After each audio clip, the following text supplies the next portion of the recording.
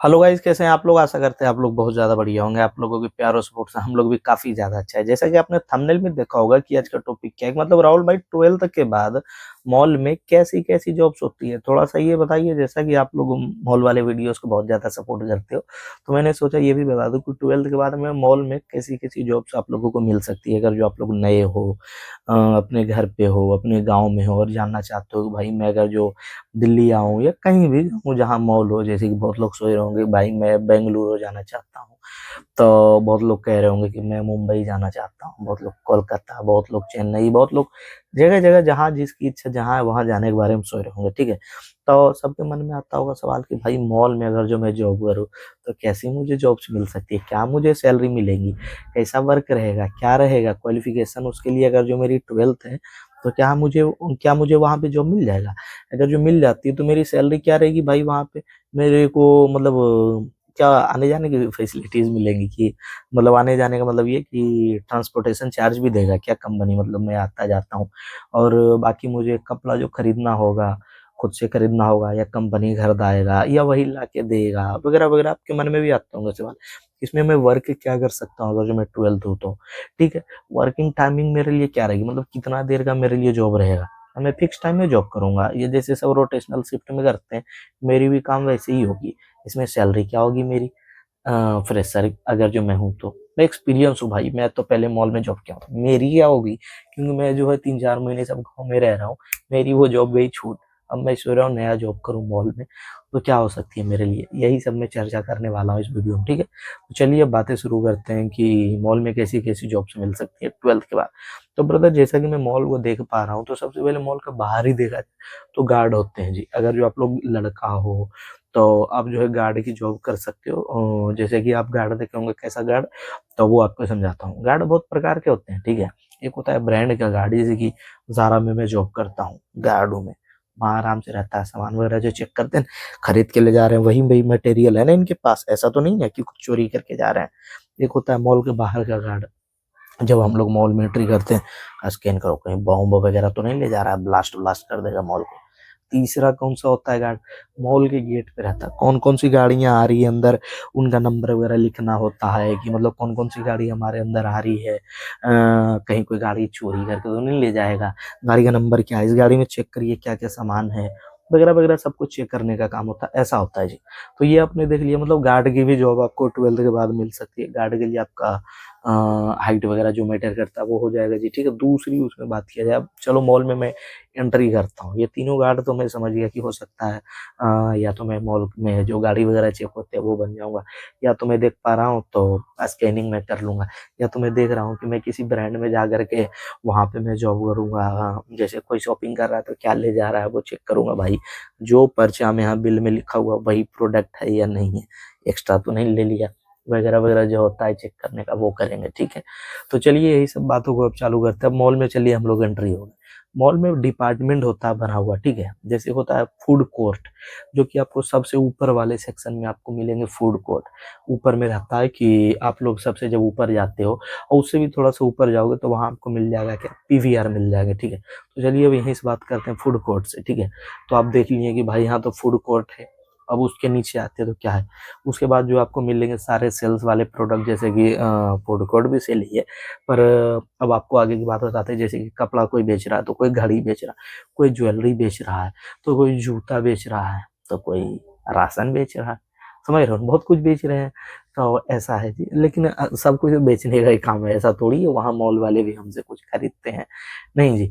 तो आपने समझ गया कि ऐसा ऐसा है जिसके अंदर करते हैं पोस्ट की। तो 12th के बाद मेरी क्या पोस्ट रहेगी? अगर जो भाई मैं सेल्स लाइन में हूँ, मतलब कपड़ा वगैरह में हूँ, तो मेरी क्या पोस्ट रहेगी भाई? सेल्स बॉय की, सेल्स गर्ल की, जो भी आपका जेंडर है उसके अनुसार आपको वहाँ पोस्ट मिल सकते हैं।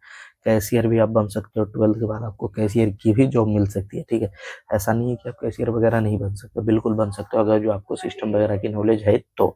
उसके बाद बात किया जाए इसमें वर्किंग टाइमिंग क्या रहेगी भाई, अगर मैं लग जाता हूँ तो तो भाई कम से कम मॉल का जो ड्यूटी होता है कम से कम 9 घंटे की ड्यूटी होती है भाई, जिसमें आपका 1 घंटा का होता है लंच टाइम। बहुत सारे कंपनीज 8 घंटे की ड्यूटी लेती है, 1 घंटा लंच टाइम देती है। बहुत सारी कंपनी 8.5 घंटे ड्यूटी लेकर के आधा घंटा लंच टाइम, कोई आधा घंटा लंच टाइम दे करके 8 घंटे की ड्यूटी।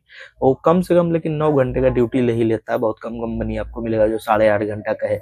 9 घंटा एवरेज अधिकांश कंपनी के लिए सोच लो, कोई कोई 9.5 भी ले सकता है भाई, ऐसा है। तो उसके अनुसार वो सैलरी भी देते हैं। ऐसा नहीं है कि आपसे मतलब एक्स्ट्रा काम करवा रहे हैं कि ओवर टाइम कराएंगे, तो ओवर टाइम की तरह भी सैलरी मिलेगा। जब 1-2 घंटे बेसिक करा रहे हैं तो उसके अनुसार आपकी सैलरी भी ग्रो रहती है, ठीक है। बात किया जाए क्या वर्किंग, वर्किंग भाई मैं समझ गया कि भाई इतना देर का मेरा वर्किंग टाइम रहेगा, ठीक है। उसके बाद अब रेस्टोरेंट में अगर जो मैं जाता हूँ, अभी स्टाफ वगैरह बन सकते हो, जैसे फूड सर्विस करना, लीजिए सर खाना, या तो आपको खाना ऑर्डर लेना, या फिर आपको बिलिंग करना, ये भी वहाँ भी पोस्ट है, ये भी मिल सकती है, ठीक है।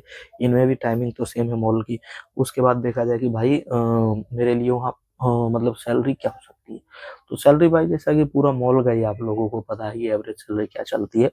तो अधिकांश ब्रांड जो है मॉल में जो एवरेज सैलरी कम से कम, अगर जो आप 12th पास कर गए 14 के पारी देगा, 14.5 देगा, 15 देगा, 16 देगा, 17 देगा।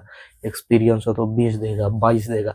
अब डिपेंड कर रहा है ब्रांड, अब कौन से ब्रांड में जा रहे हो। जैसे भाई कोई बंदा रैडो में चला गया, रैडो की कंपनी में वहां चला गया, तो उसकी सैलरी अलग होगी। कोई बंदा रेस्टोरेंट में 12th के बाद ही, उसकी सैलरी अलग है। पर रेडो वगैरह में तो कम चांस है, 12th के बाद ही ले ले, ठीक है। वो सब भाई हाई फाई कंपनी, क्योंकि एक एक घड़ी वहाँ की महंगी महंगी आती है, तो ऐसा है जी, ठीक है। लेकिन फिर भी जैसे कि ज़ारा में देखा जाए और कोई और ब्रांड में देखा जाए, ऐसे मतलब थोड़ा बहुत सैलरी का रह सकता है, 19-20 का फर्क, बहुत ज़्यादा फर्क नहीं होगा। मॉल का एक्चुअल सेम ही होता है, ठीक है। तो सैलरी ये भी बात पे डिपेंड करता है कि आप कैसा इंटरव्यू दे रहे हो, इंटरव्यू भी आपका मैटर करता है, ठीक है। और क्या एक्सपीरियंस है क्या नहीं, उस पे भी डिपेंड करता है, ठीक है। ऐसा है जी। अब चलिए अब आगे की बात करते हैं कि भाई हॉलीडे, क्या मॉल में हॉलीडे वगैरह नहीं मिलता है क्या? तो ऐसा नहीं है जी, वीक में 1 हॉलीडे मिलते हैं। बहुत सारे ब्रांड्स आपको 2-2 हॉलीडे देते हैं। बहुत सारे ब्रांड में आपको महीना में 1.5 छुट्टी अलग से, एक-एक छुट्टी जो मिल रहा है वो भी मिलेगा, और 1.5 छुट्टी अलग से भी मिलते हैं, ठीक है। ऐसा है जी। इंसेंटिव, उसके बाद बात किया जाए क्या इंसेंटिव भी मिलते हैं मॉल्स वगैरह में? हाँ भाई, इंसेंटिव भी मिलते हैं। जैसे आप अगर जो रेस्टोरेंट लाइन में हो, तो वहाँ आपको टिप मिलते हैं। टिप समझ रहे हो, जैसे कि आप बहुत बढ़िया सर्विस दिए तो आपको खुशी से कस्टमर टिप देते हैं, तो आपको टिप मिल सकती है। लेकिन अगर जो आप सेल्स में हो, जैसे कि कपड़ा सेल्स कर रहे हो, जूता सेल्स कर रहे हो, कुछ भी आप सेल कर रहे हो, उसमें क्या होता है इंसेंटिव मिलते हैं। इंसेंटिव देता है वो कंपनी कि राहुल जी अगर जो आपने इस महीने 5,000 का, मतलब 5,000 नहीं, 50,000, 1 लाख जो भी इतना का सेल कर दिया, तो आपकी सैलरी पे 500 रुपये, 1,000 रुपये बढ़ के आएंगे जी।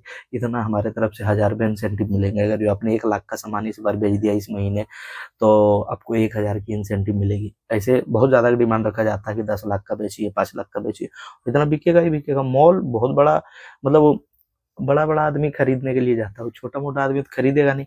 तो वहाँ ये सब सेल होना बहुत कॉमन सी बात है भाई। डेली का वहाँ 5-5 लाख, 10-10 लाख की सेल हो जाती है एक एक ब्रांड की। तो ऐसा क्या है कि मतलब महीना में नहीं कर पाएगा, बिल्कुल हो जाता है। तो ऐसा इंसेंटिव के लिए रूल बना देता है कि आप इतना का सेल कीजिएगा तो इतना परसेंट आपको हम देंगे, ये भी है भाई। तो आप देख लीजिएगा आप किस चीज़ में आप कंफर्टेबल हो, रेस्टोरेंट लाइन में है या फिर आप जाना चाहो सेल्स में, जैसे कपड़ा वगैरह हो गया। तो बात किया जाए दोनों में से ज़्यादा टिप किस में मिल सकती है? भाई दोनों में ही टिप है। मतलब एक में इंसेंटिव के रूप में, एक में टिप जो कस्टमर ही दे रहा है। पर ऐसा नहीं कि कस्टमर आपको दे रहा है तो आप रख रहे हो, बहुत कम चांस है आप रख सकते हो। बहुत कम क्या करता है, जैसे कि कहता है भाई मैं अंदर किचन में मैं खाना बना रहा हूँ, कोई बावर्ची है, शेफ है, वो कहेगा भाई मुझे तो कुछ टिप मिला ही नहीं, मैं इतना बढ़िया खाना बनाया तो। और उस लड़के को मिल गया टिप, जो जाकर के वहाँ सर्व किया। तो ऐसा नहीं है, उस टिप को क्या किया जाता है, एक डब्बा में रखा जाता है सबका टिप को।